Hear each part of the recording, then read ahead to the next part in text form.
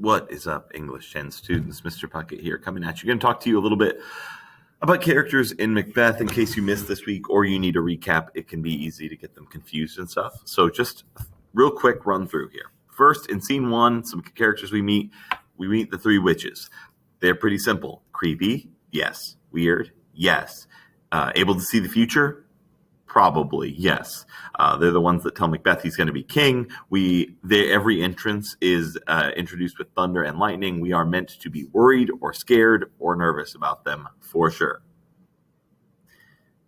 Someone we're not supposed to be nervous or scared or worried about is Duncan, the king. Duncan's the High King of Scotland. Here he is right here. Seen in this scene walking around getting evidence of Macbeth being awesome at the time. Duncan is a good king. He's a nice king. He's benevolent. Macbeth reflects later that he shouldn't kill him because he's not a bad king. He's been very meek with his use of his powers, meaning he's not a real tyrant. He's just a good king. He has a son, Malcolm. Malcolm's the prince.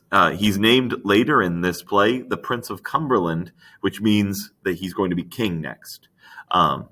Macbeth is kind of upset at the time because he thought maybe he had a chance of being named it, but kings always make their sons or their children next in line for the throne.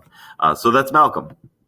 We find out later in the play that Malcolm is a really solid dude, and we'll get more into that in my Act 4 recap. Sergeant's not important. I said this in my recap. Ross is not really worth you really knowing. He's a Thane of Ross. He's basically a glorified messenger in this play. All he does is run around and deliver messages from one person to another. Now we get down to the real people that matter. Macbeth, the man the play is named for. Macbeth at the beginning of this play is a really good person. He's loyal. He's a war hero. He's brave. He is honorable. Maybe not the smartest guy. Later on in the play, and later on in Act 1, when he's maybe thinking about killing the king, he says to his wife, like, we can't kill the king. If I kill the king, people aren't going to let me be king. To which she tells him, we'll just, make it look like someone else did it. And that had never occurred to Macbeth. He's not experienced in the cold-blooded murder game, but he is a warrior who has fought many, many people and has saved the kingdom several times. Next, Banquo, Macbeth's best friend. I said I would say some more about Banquo in this video, so let's talk about him. Banquo is one of the few people in this play that did not really actually exist in history. He, with the obvious exception of the three witches, which the three witches did not really exist in the context of this play. So if he didn't really exist, and this is a play from history, Mr. Puckett, why is he here? What are you even doing here? Well, Banquo is a product of Shakespeare trying to suck up to the current king. In 1604, when he wrote this, the king was King James. And King James was Shakespeare's patron. That meant that he was responsible for providing a living for Shakespeare. Shakespeare didn't just go out and sell tickets to his play and survive off of that. Instead, he was given lodging and money and food by a noble person. In fact, in this place, the king, and the king was his patron.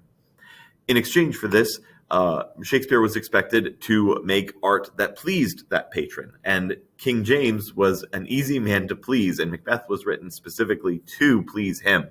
He's a man who wrote a book called Demonology about the Catholic Church and demons and witchcraft.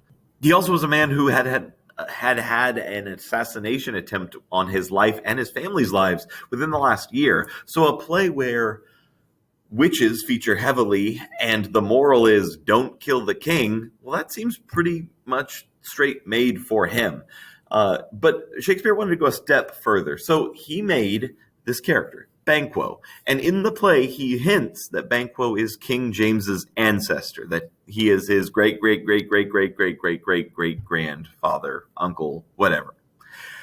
And in addition to that, since now we've made a relative to the king show up, and the king's probably going to be in the audience at some point, now he also makes Banquo the smartest, best, most morally upright person in the entire play.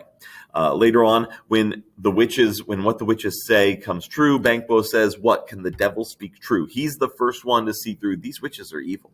And when later on, when Macbeth, we haven't read this yet, but when Macbeth kills King Duncan and becomes king himself, Banquo is the only one who's like, "I think you did something wrong to get here," right? He is the smartest and best person in the play, and that is because he is related to King James, and also he's fake. Looking around for any other people, there's Angus. He's even more so a messenger than Ross.